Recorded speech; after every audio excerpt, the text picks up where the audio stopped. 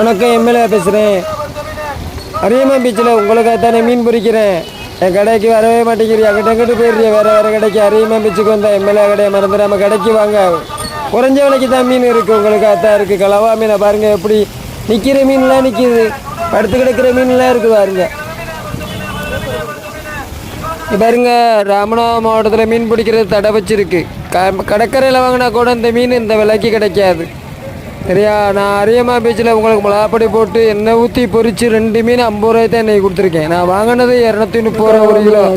கம்மியான விலைக்கு தான் கொடுத்தேன். என்ன செய்ய, வாங்கியாச்சு வச்சாச்சு, நட்டத்தில் தான் விற்றேன். இப்படிலாம் மீன் நம்ம கடையில் அரியமான் பீச்சில் எம்எல்ஏ கடையில் இருக்குது. அரியமான் பீச்சுக்கு வந்தால் எம்எல்ஏ கடையை மறந்துடாதே.